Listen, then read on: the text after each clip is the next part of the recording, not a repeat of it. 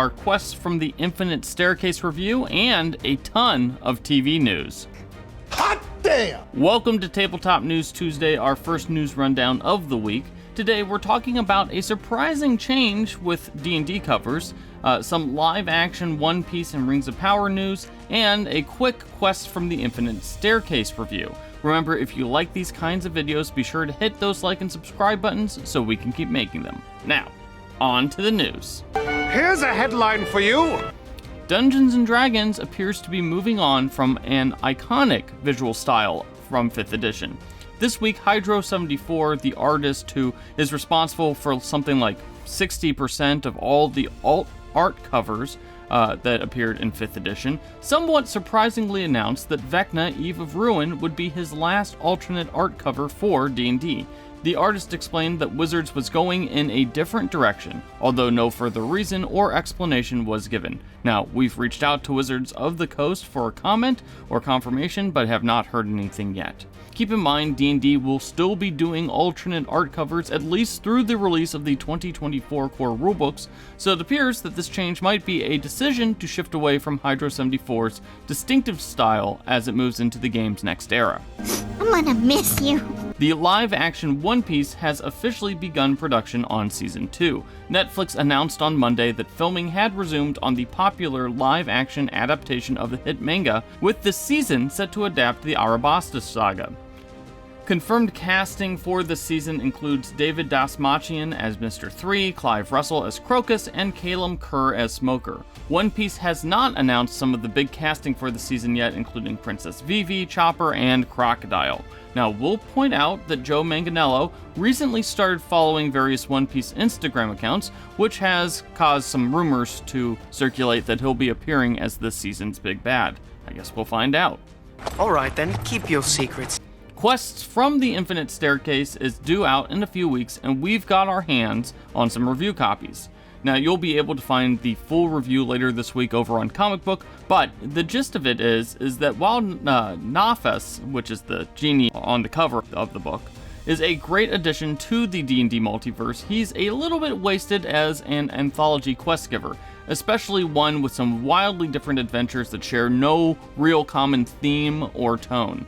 Beyond the Garden Wall and Expedition to the Barrier Peaks are both great 5e conversions, but we do feel like Caverns of Salcon, and yes, that's apparently how that's pronounced, and The Lost City would have been better served as full campaign-length reworks rather than just straightforward adaptations that really feel kind of unfinished.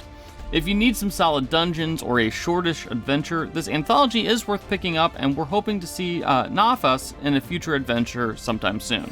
Compelling and rich. Pixel Circus has announced their latest actual play series, Sunday Spy Club.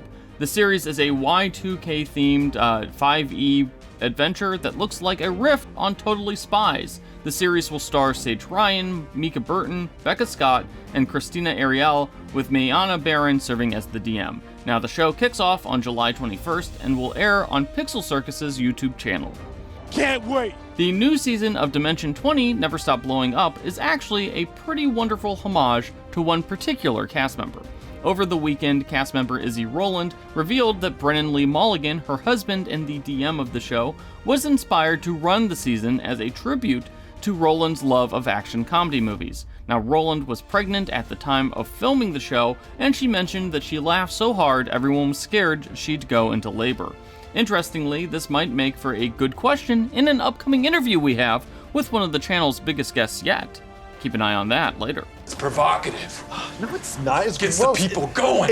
If you're looking for some new pirate-themed 5e material, you may want to keep an eye out on Sync, the new 5e supplement by Crimson Herald and illustrator Sam Rusk. Now, Crimson Herald, of course, is the new RPG company co-founded by friend of the show, Johnny Stanton. The upcoming 5e book contains over 50 magic item tattoos designed by Rusk, along with new foes, new subclasses, and a modular dungeon setup and campaign setting.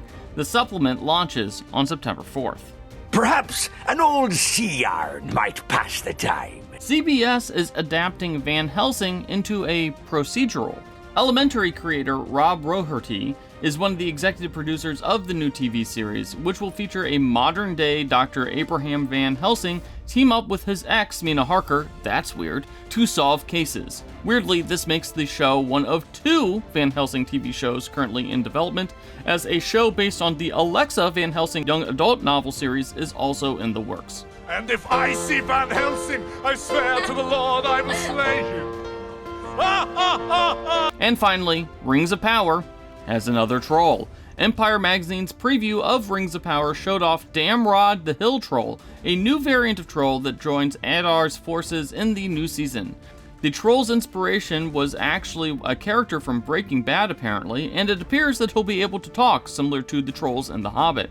Rings of Power Season 2 comes out at the end of August. Well, that's all the news that we have for you today. Let us know what your favorite story was in the comments section, and don't forget to hit those like and subscribe buttons.